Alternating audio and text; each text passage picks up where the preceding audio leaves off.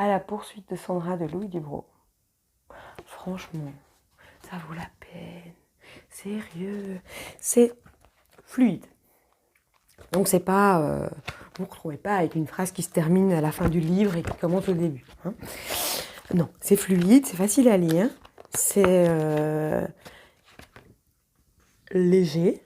Et en même temps, c'est intelligent. Mais oui, c'est intelligent parce qu'en fait, ça nous fait réfléchir à plein de trucs. On dit, tiens... Ah ouais. À quoi ça nous fait réfléchir? Alors en fait, sans spoiler, à la poursuite de Sandra, ça raconte l'histoire d'un mec. J'ai une petite théorie sur les hommes et les femmes en cas de rupture, j'aime pas généraliser, mais quand même, j'ai remarqué que quand il y a une rupture, souvent la femme, elle est tout de suite consciente de ce qu'elle vient de perdre. Elle dit, oh, putain. Et l'homme, il va plus focuser sur oh putain, maintenant je peux manger des chips devant la télé, et ma pizza, et ma bière, et elle m'emmerde pas comme ça, et il est tout content. Et donc c'est très marrant parce que j'ai déjà remarqué que les premiers mois qui suivent la rupture, la femme est complètement par terre. Elle croit qu'elle va crever, qu'elle ne pourra jamais s'en relever. Et l'homme, il a une sorte de renaissance.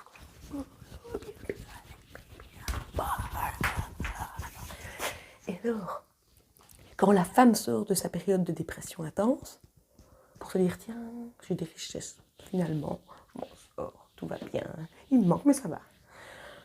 L'homme sort de sa période festive et commence à se rendre compte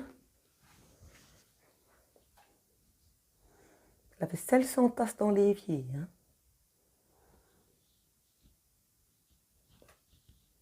Et il y a quelqu'un qui s'excite dans mon pantalon. Hein. Elle me manque, cette pétasse. Hein. Enfin, bon, c'est une théorie personnelle, hein, mais qui vaut ce qu'elle vaut. Hein. Et je ne veux pas généraliser. Mais dans son cas, c'est un peu ça. Donc en fait, le mec, un mec, le narrateur, on ne connaît pas son nom, sort avec Sandra, et puis à un moment, ils se séparent. Et puis, au début de la séparation, il se dit, espèce de pétasse, je peux vraiment vivre sans toi, mais tu crois quoi, franchement, il n'y a rien à foutre. Et puis au début du livre, là qu'on arrive en tant que lecteur, on arrive à la période de down de l'homme, hein, où il se dit, mais Sandra, tu me manques. Et donc on commence comme ça. Le type prend conscience, après un certain temps, que peut-être il était attaché à Sandra. Et donc il se demande ce qu'elle est, ce qu'elle devient, et il décide de partir à la poursuite de Sandra. Je ne peux trop vous expliquer. Mais ce qui est formidable dans ce livre, c'est qu'il commence, il interroge les anciennes institutrices, il interroge les anciens amis, les anciens amants, il interroge toute une série de personnes, et on se retrouve avec un certain nombre de portraits de Sandra, sauf que ces portraits ne coïncident absolument pas. On dit, mais c'est pas la même personne, hein. Et c'est absolument fascinant, parce qu'en fait,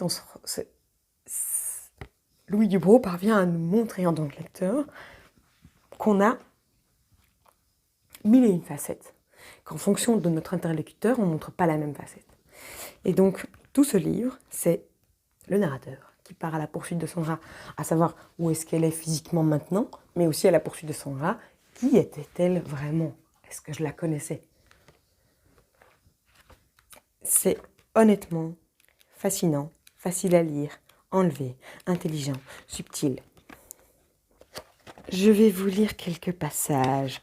Monsieur, depuis que j'ai reçu votre lettre, je me demande sans cesse pourquoi vous vous êtes adressé à moi. Que je rappelle mes souvenirs, dites-vous. Cela ne m'est guère difficile, j'ai si peu de souvenirs. Vous autres écrivains, vous croyez volontiers que les hommes et les femmes vivent comme vous le racontez dans vos livres. La vie de certains êtres, je vous dis cela sans intention blessante, n'a rien d'un roman. Rien ne s'y passe, ou ce qui s'y passe est tellement journalier et tellement dépourvu d'intérêt que vous-même ne songeriez pas à en écrire. Oh, je sais. Vous me disiez qu'il faut surprendre le secret des gens et qu'à ce prix tout devient riche et fructueux. J'ai lu cela bien souvent, et même un professeur de faculté t'a un jour à m'en persuader. Il était venu faire une conférence aux élèves de la pension où j'enseignais, et, tandis que nous le reconduisions à son hôtel, il regardait chaque maison d'un air soupçonneux. Pour lui, Valenfaille n'était pas une petite ville de province, mais un tome de l'œuvre de M. de Balzac. Nous avons dû le décevoir en le recevant sans pingrerie.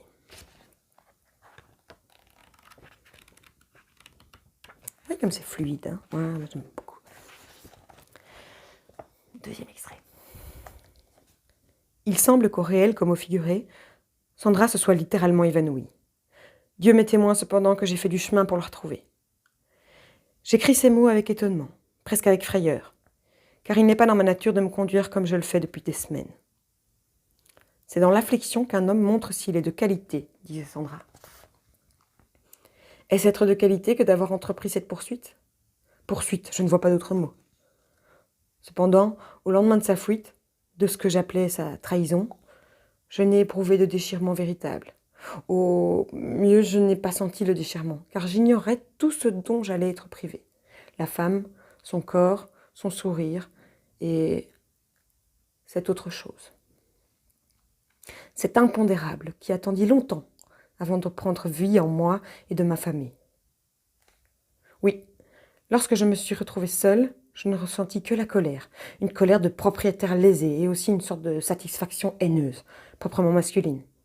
À la pensée que je ne devais plus rendre compte désormais à personne de mes actes ni de mes pensées, tout m'était permis, je choisis, comme il se doit, de commencer par me venger. La vengeance classique. Une autre femme. Je l'ai voulu, et ceci étant encore est banal, je me l'avoue aujourd'hui, tout à l'opposé de Sandra. Plus jeune. Était-elle plus belle ? Elle était plus jolie, plus sotte, mais bornée. Honnête comme un lieu commun. Quand je la perdis, mais à quoi bon rappeler cette histoire ? Je n'ai pas lieu d'en être particulièrement fière. Je me retrouvai donc assez rapidement seule, et c'est alors que tout commença, que mon ressentiment tourna à vide, se mua en inquiétude, puis en regret poignant. Oh, j'avais bien encore des reprises de colère puérile.